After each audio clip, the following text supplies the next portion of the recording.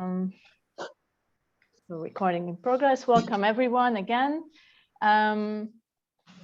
So just a little bit about the housekeeping rules. I would like to ask everyone to keep their mics on mute. Unless you have a question, feel free to ask during the session or wait until the end of the webinar. It will take around 40 to 45 minutes from now on. And when you would like to ask a question in person, I'd like you to switch your cameras on so we know who is behind the voices. And yes, I'm just letting some people in. And welcome. So my name is Lisa Diktirova. I'm the co-founder of 4D Sustainability Canvas. And the purpose of today's webinar, as I mentioned, is to dive into the practical application of the 4D Sustainability Canvas that I'm going to talk about in the intro part in a minute. So, excuse me, I'm just okay. So basically, today I have a guest with me that is the co-founder and CEO of Farmer Charlie, Betty Bonardel. And she is an award-winning fellow and chartered engineer. Betty is also a recipient of British MBE. She uses her experience and skills in telecoms, tech and innovation, business and strategy to lead Farmer Charlie's team towards connecting remote smallholder farmers around the world. Originating from the French Alps, where rural agriculture can be challenging, Betty is a firm believer in sustainability. She holds 2 masters in science and aeronautical and space engineering and an MBA. And Betty is a certified project manager, also engaged in various societal causes.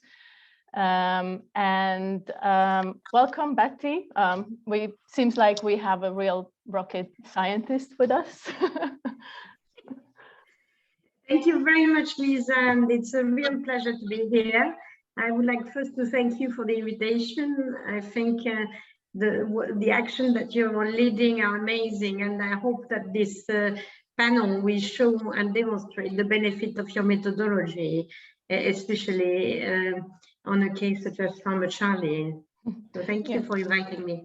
And thank you for participating. We're huge fans of Farmer Charlie. So it's our pleasure really.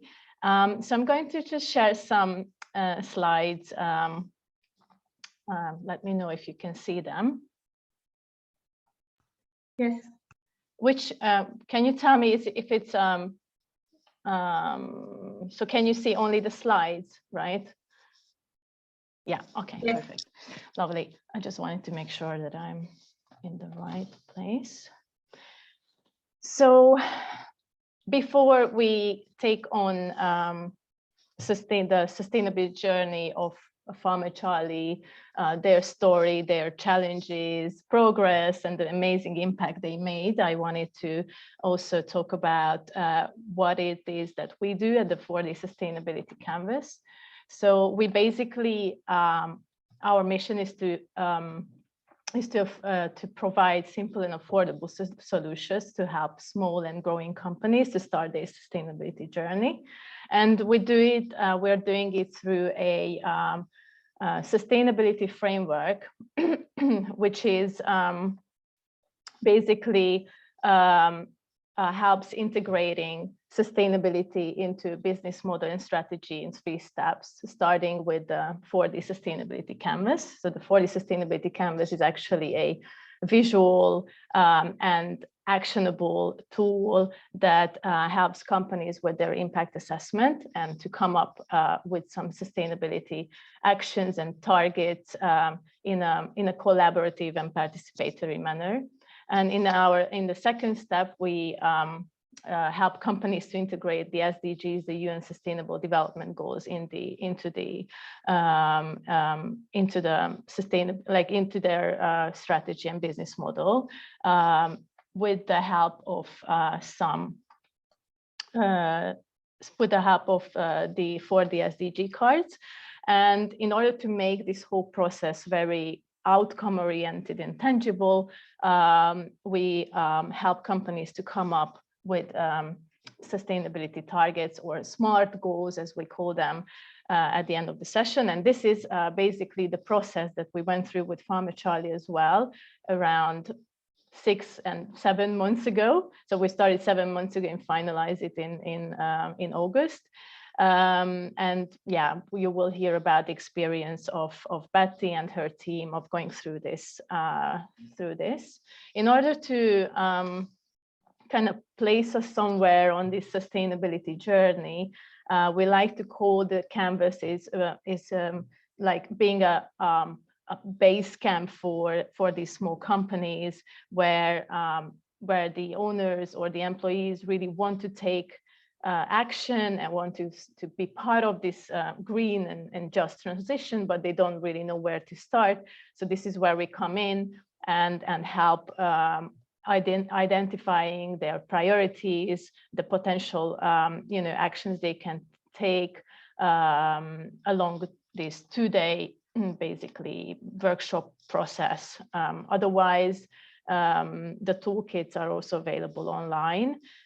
So most companies start actually like jumping into the solution already at this kind of second stage, where they already want to be certified or go on some very specific path, but that might be very overwhelming and daunting. So and not always the best path that that would be the most suitable for them, for their context that they choose. So this is where we come in, basically, just for you to understand.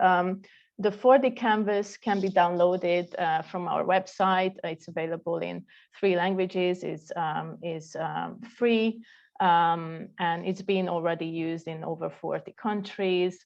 And we're looking to translate it into even more languages to reach even more SMEs worldwide. And the type of businesses we worked with, so they are mainly early stage, small enterprises, startups. We have some NGOs in the portfolio as well. So the company is based in the UK, but otherwise we work with companies globally, amongst them in South America. This is where actually this whole project started off. And as you can see, there's a very different businesses that we work with, but most of them operate online, or they are in the professional services industry, like e-commerce companies as well. And all of them share the same pain of being too early stage or too small to understand how they can integrate sustainability in an efficient way. So today we will kick off our SME Cases webinar series with Farmer Charlie, as you can see on the right side. So I'm actually going to hand it over to Betty now to introduce us a little bit to the importance of smallholder farmers and the farming industry in this sustainability narrative. As we know, they do contribute, significantly to food and nutrition security, to raw materials, to local community empowerment and biodiversity, but also face a lot of problems. And so I would like to hear from you more, Betty. How would you summarize the role of smallholder farmers in achieving sustainability? Over to you. So if I may, as we start, let me put a bit of context on what Farmer Charlie is and where we've come from, and where that comes into the picture in terms of sustainability. So in 2018, we did a study for the European Space Agency on connecting weather stations in the whole of Africa. Mm-hmm. And when we looked at connecting these weather stations, we realized that actually the users were mainly farmers.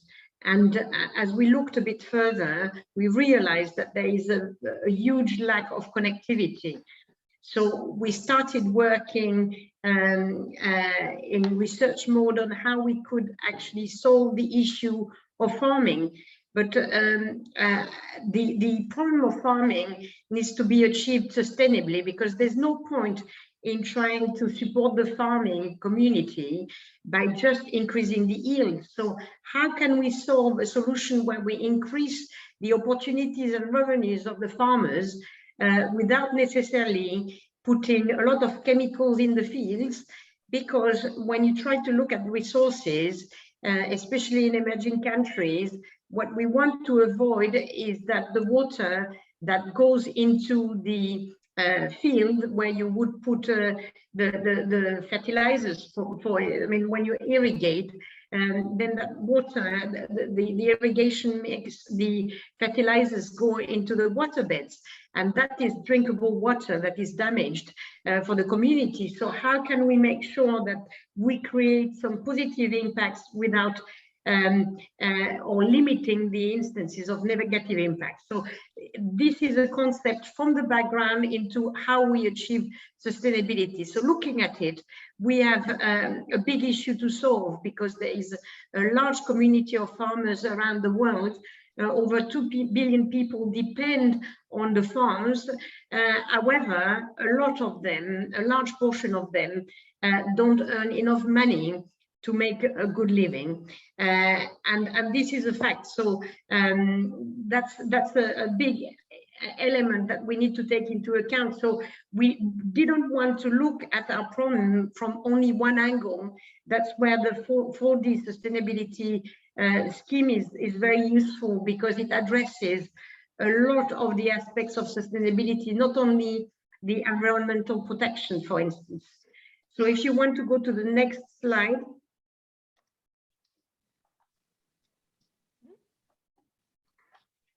So how can we achieve that? And one of the conclusions we made was actually information is critical to create a difference. And how do you create that difference in the world? By providing information, is to make an information that can be easily interpreted by the farmers, is available, and therefore you start developing a solution that is actually capable of addressing the needs of the farmers everywhere they are. And again, there is no point in doing that and providing the general growth unless you create a virtuous circle, if you want, where we use technology in a way that is sustainable. So what does it mean? That it means, like, example of what that means is that we need to look at it from lifelong use of the electronics, lifelong use of the digital means, and also therefore looking at the disposal of these equipments once they finish their action. So it's all these activities that we are working on, and we are trying to create a difference. So using the technology to create a difference in a way that is sustainable for the farmers as well as for the world. So thank you for this context and summary.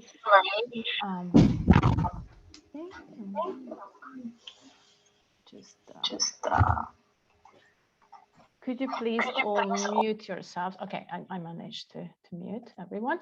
So yeah, thank you for the context and the background, Betty. So I guess now we are super curious to understand a little bit better what is it, how Farmer Charlie's solving this problem. So what is your solution to the difficulties these farmers face?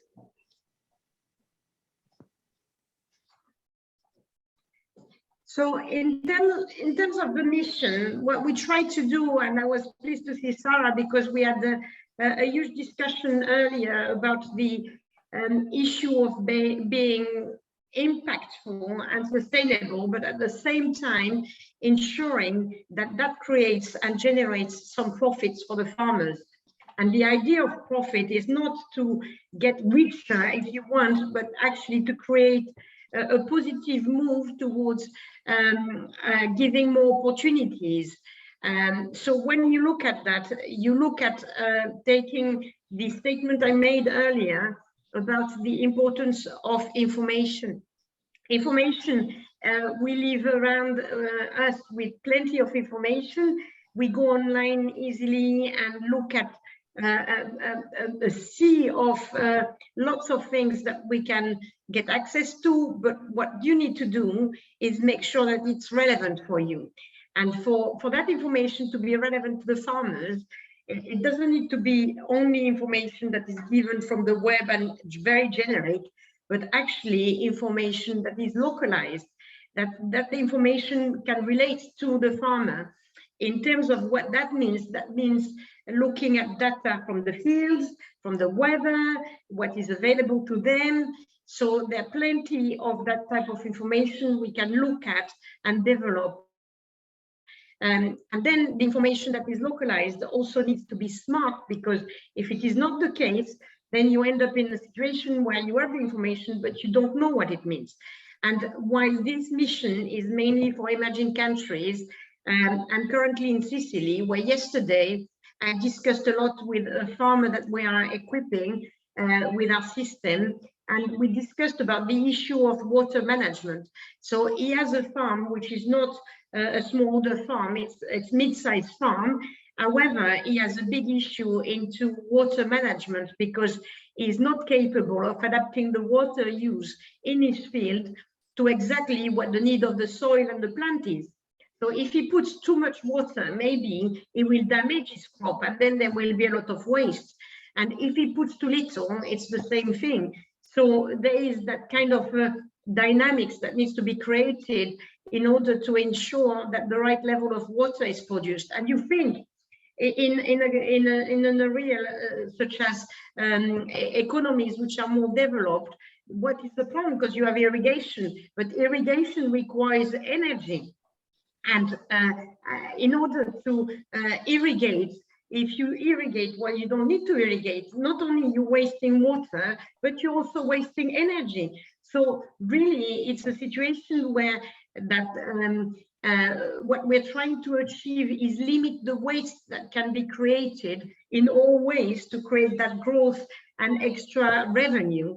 So that's what we're looking towards achieving. And how do we do that? We're creating that ecosystem with an open platform. So what we're looking at is filling a mission where we provide the information, such as information and collaboration, and we do that. Yes, you can. We do that with a platform which is an internet hub that connects to the cloud to be able to get access to the World Wide Web, but at the same time as in-field sensors. And it's an open platform, meaning that we can connect to third parties' APIs and other items such as drones or robots and other activities or the sensors, as well as we are also accepting other pieces of software that we can relate to. So really, again, what we are creating is a system, but more as an ecosystem enabling the farmer to farm in a more efficient way. So if you want to go to the next one, when we do that, we really want to make sure that our approach is green. So we said that it's about looking at the people. We looked at what it means in terms of development, and that's why the 4D canvas is so good, because we look at all these elements. But at the same time, we want to make sure that zero waste farm, that is one of our mission, is actually efficiently used. So we're currently deploying in Nigeria to increase the yield of 350 farmers as a first step to a community that has 10,000 farmers. So we're building that asset where the farmers will be able to produce their cassava better. And the reason why I take the example of cassava is an amazing root. It's staple food, and it grows in soil which can be quite dry. However, cassava, once harvested, has a shelf life of 72 hours.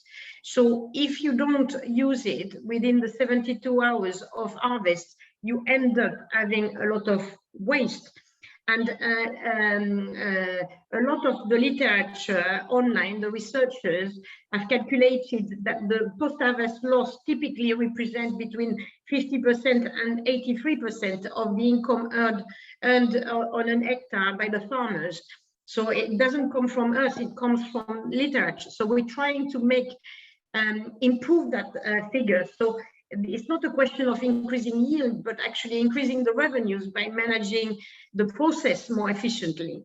The other element we're looking at is that how can we use, or how can the farmers use and make the most of the whole cassava plant, because you have all the peelings, you have the leaves, the stems that are not used for the producing of the ingredients, guri and other food that can be made out of cassava or manioc.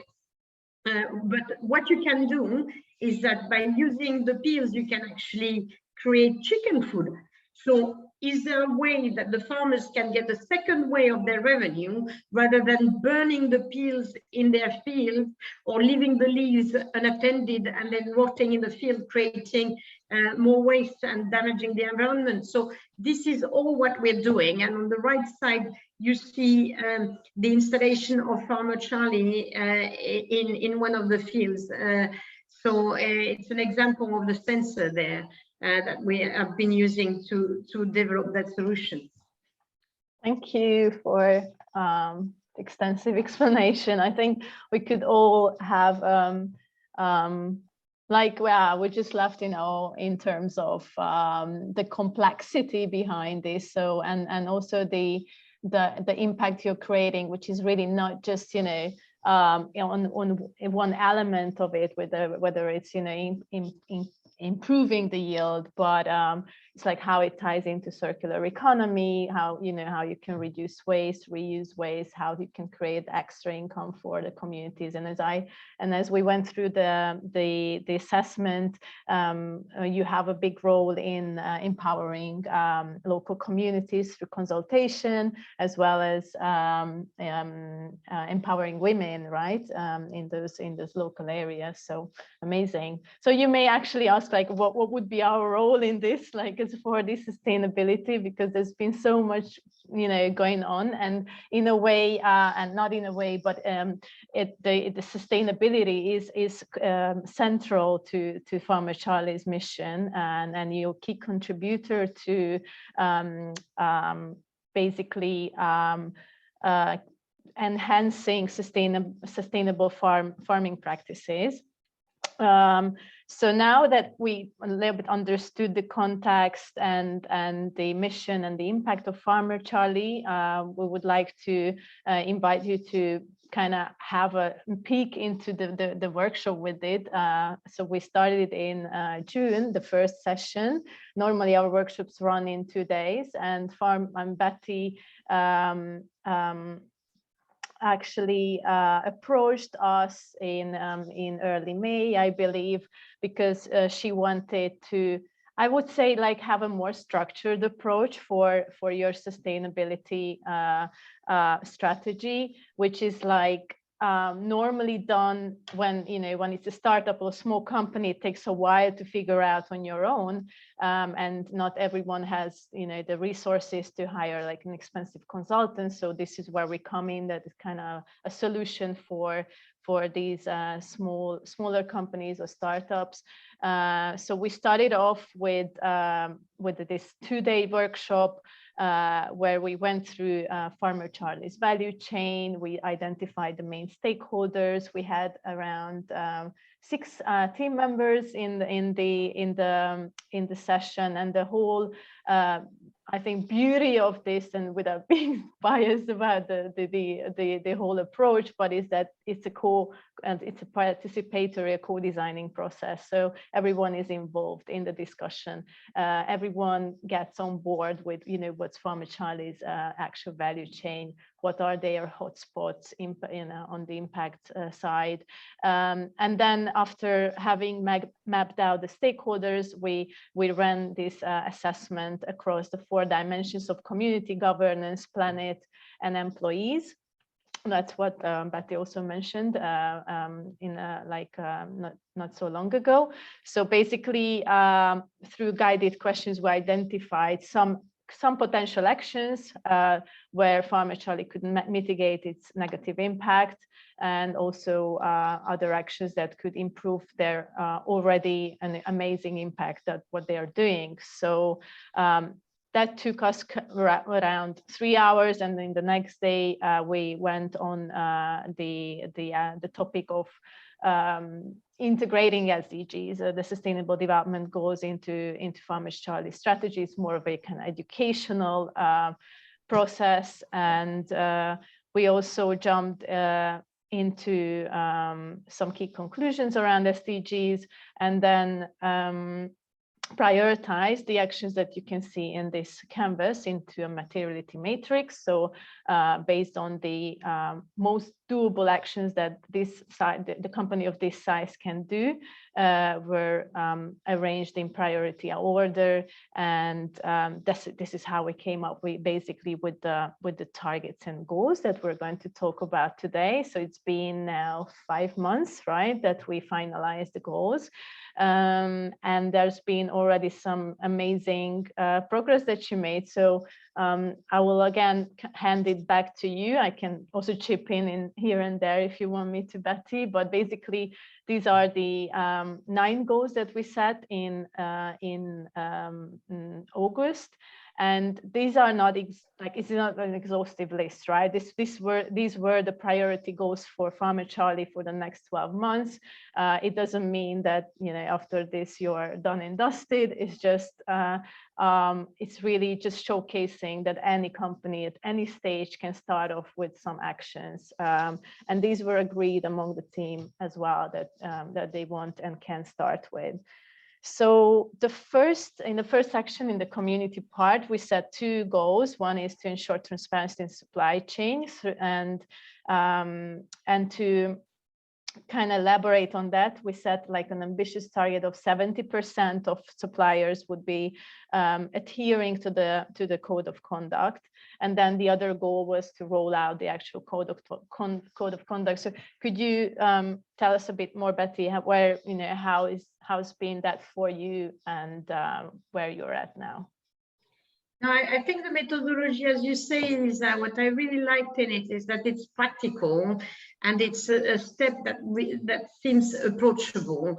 So we have this vision that sustainability needs to be in the DNA of our company to date, because the Farmer Charlie needs to be part of the solution, not a tool for the solution and then create more problems. So it's really important that for us the culture is embedded into who we are, but that needs to be translated into factual elements that are really tangible and can be implemented and accounted for.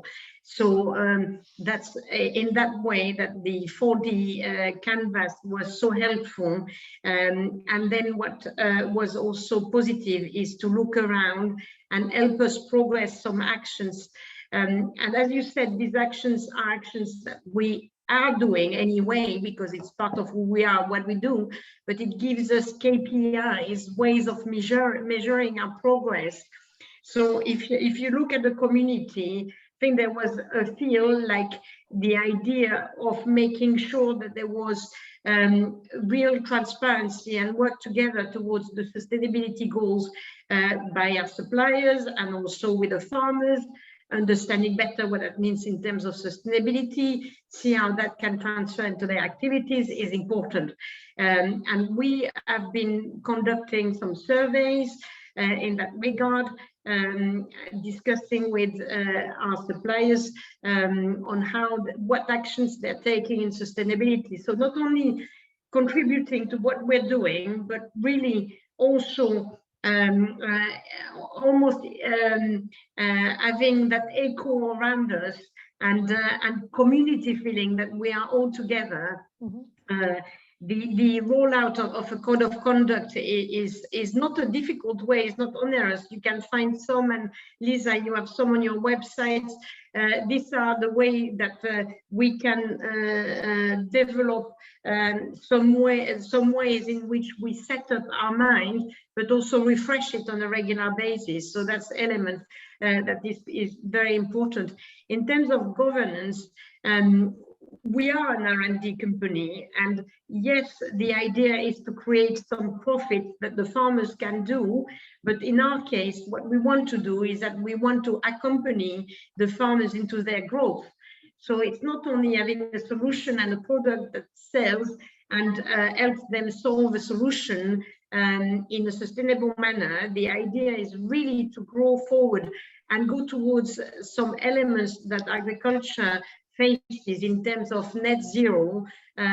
We want to be one of the first agritech company to have a net zero approach on ourselves, so that we don't add that element to the farmers. And transparent communication, again, that aspect is important. In terms of the employee, set up some systems. As a startup, sometimes you have all the hiccups of setting up a company. So ensuring that the systems are in place to make sure that we pay staff when we say we're going to pay them, and that the system is quite easy to maintain and manage. And making sure, again, because the important side is that the employees are also contributing to the community. So working with that open environment and therefore ensuring regularly their well-being. We are in a situation where COVID is still very vivid. People work remotely. Some like the idea of working remotely, some find it more difficult.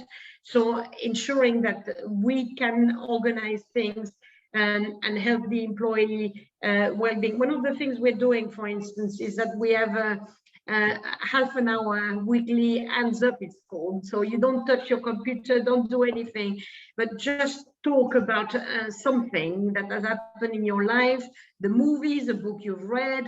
So it just has the same effect of what you would have around a coffee in the office. So it's trying to recreate some of the aspects and make sure that it's looked after. And of course, the sustainability for the planet is a critical element for us, in which we have a lot of focus. So I did say about the calculation of the CO2 footprint for our total operations, on which we're looking at, and also working on sustainability certification to ensure that we go one step further and we are recognized in that way. Recognized or not, that is a big discussion, and we've had it with Lisa, I've had it with Sarah. Beyond that, I think it's like a nice cherry on the cake, but that's not why we're there. We're there not to have a nice label on our door, on our website. We're here to really have that in the way we practice on a daily basis. So really create these tangible differences that are going to make our business sustainable on the shorter and longer term. So use of minimize the degradation of soil and use of fertilizers in a more efficient way, maybe using biofertilizers. So encouraging the farmers into changing their practices where they need to be changed, and looking at it from benefits rather than potential losses in terms of yield. So all that is what has helped us structure our approach. Thank you, Betty. So it's been quite a lot on your plate. I mean, I would like to open to anyone who's on this webinar, if you would like to ask questions from Betty regarding any of the goals or targets, or would like to dig deeper or dive deeper in any of these topics, then feel free to do so now.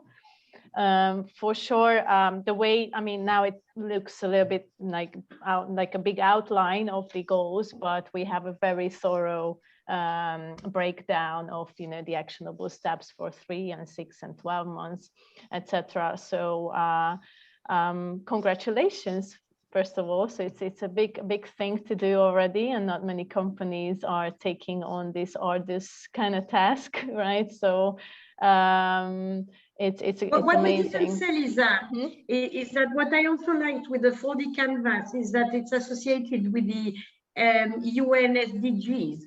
So there is that perception that not only it's a methodology that helps towards sustainability goal in a tangible way for small organizations such as Farmer Charlie, but it's also an opportunity for us to think what we contribute on a global scale with the UN SDGs, because it's something that is very, very important to us as we work, is ensuring that there is this impact that is not only local but also as a global outreach. Yeah. So the SDGs are not part of the canvas itself, but we do add it on as part of the process, because we also feel like it's one of the best universal languages to express your impact in a way. So it's just nice and visible. So maybe now that you already touched on it, Betty, you can also talk about a little bit the frustration if we don't have any questions related to goals. So what was the frustration for you before setting on the journey and during the process, as well as the key wins for Farmer Charlie? In terms of the certification program, as I said, that was probably a challenge because there is a forest of potential certifications, and as well there is a current trend that is more visible for the larger organizations. So things that are available and suitable for startups and SMEs is not completely clear. So we had a bit of work, and I said thanks to you and Sarah was here. Also, we managed to have an understanding of that.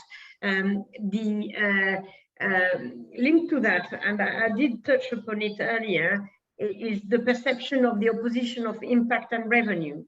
So there is that view that typically, because we are an impact company, we are not caring about the revenue or the profit, if you want, beyond the revenue. And if you are revenue oriented, then you're not caring about the impact.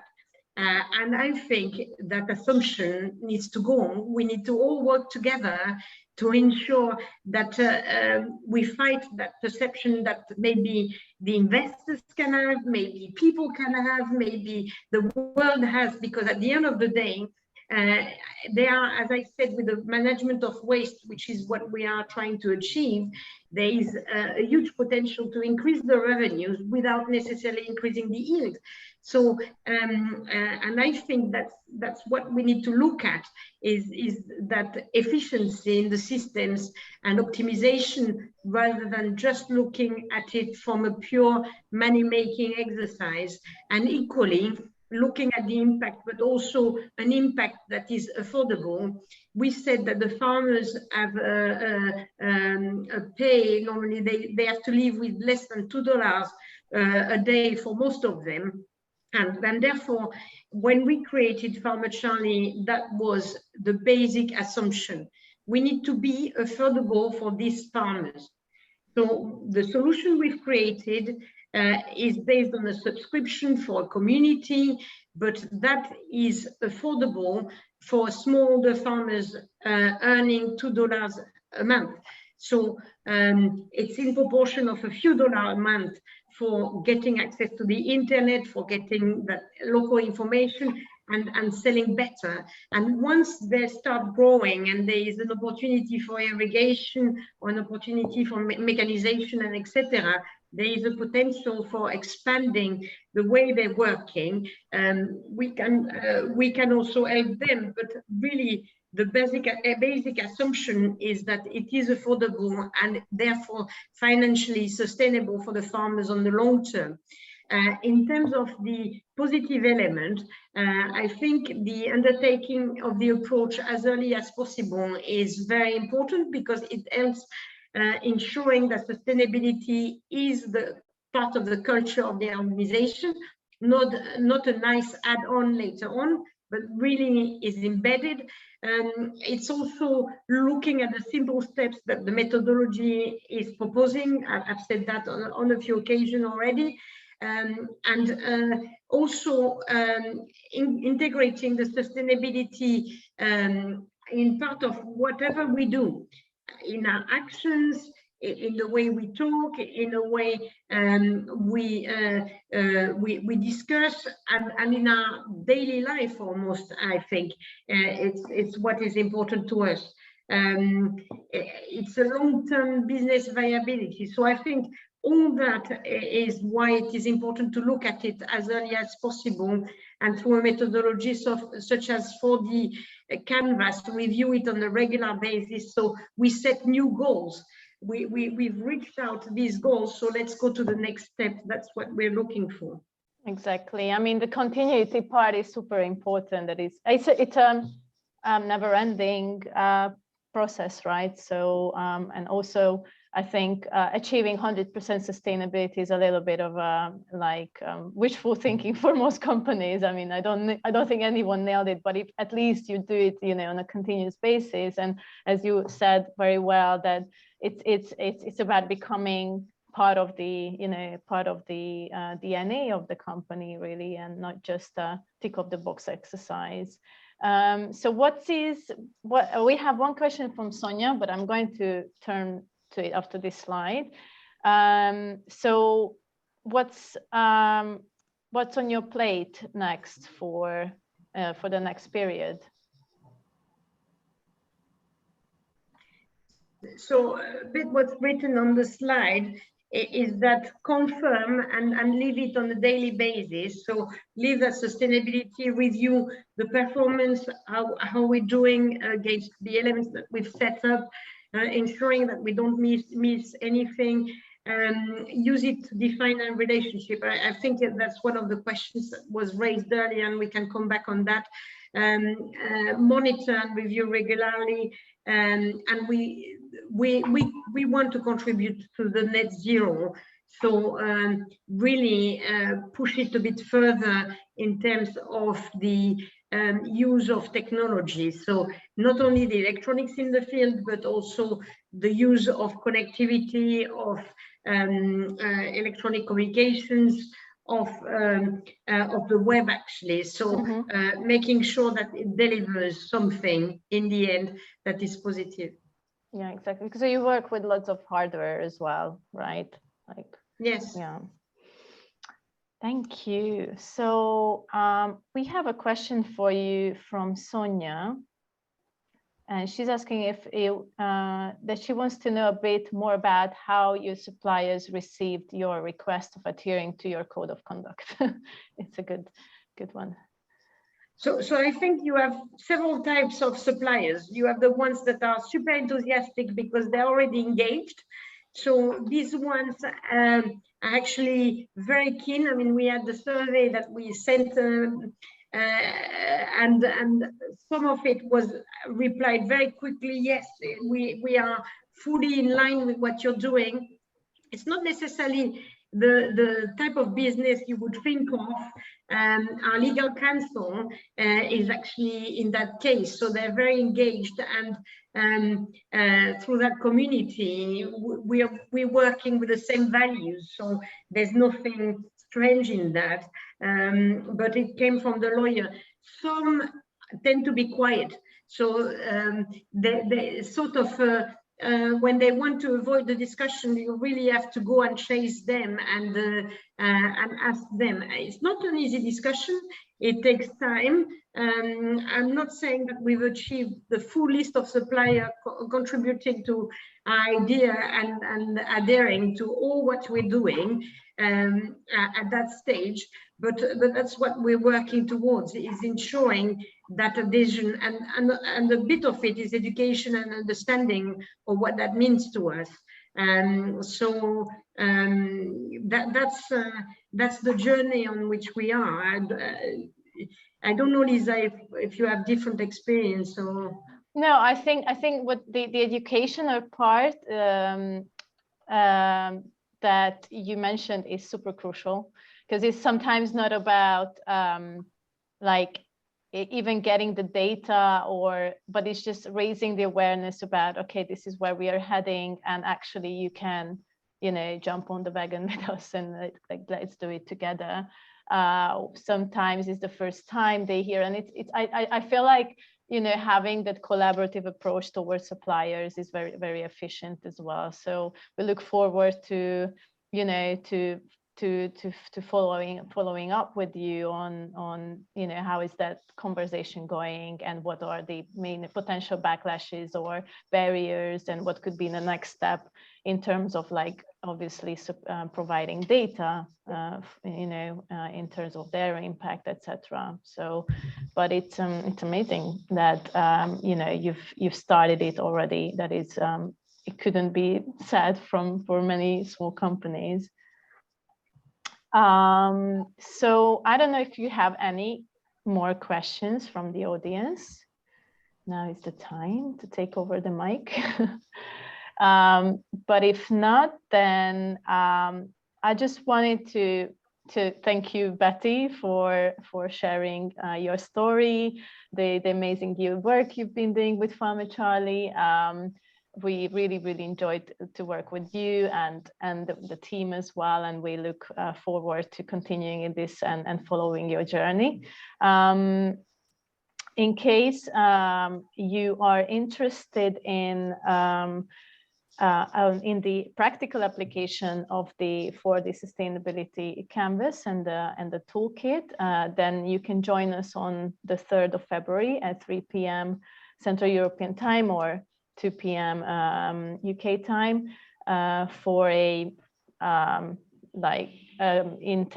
interactive and very collaborative session on how basically how we apply the 4D canvas and the surrounding toolkit on a case study. So basically it's 3 hours long, and anyone can join who wants to either add the canvas to their services or bring it back to their organization if they don't want to do the workshop with us, because the toolkit and the guide is available online as well. Other than that, here you can see our contact details if you'd like to keep in touch with Betty or myself. I will also send the slides and all these contact details after the session. Please feel free to to turn to each of us, and thank you so much for being here with us today. I hope it was useful, and I look forward to keeping in touch and seeing you in the next webinars. Thank you, Lisa and Betty. Thank you very much. That was really, really good. It's amazing the journey you've gone on with it as well. I think the advocacy is a really big thing of what you're doing. The more people speak up, the more people will follow. So you're certainly setting the bar high though with all the stuff you're doing. Yeah, no, and thank you. I've known Lisa for quite a few years now. And warten Sie, ich höre Sie jetzt. Warten Sie, ich habe hier gerade noch 1000 Gespräche. I have some German contribution. No, I was saying that I've known you, Lisa, and I think it's such a very interesting and important tool. So I look forward to using it more in the future. So thank you very much. I'm open to talk to you about the methodology or talk to you about Farmer Charlie in the future. Yeah, me too. Thank you so much. Thank you. Take care. May I just say one more thing in the end? Yes, please do so. I mean, hello everybody. I just wanted to recognize Betty, what you're doing with Farmer Charlie is a great thing, and really the approach I was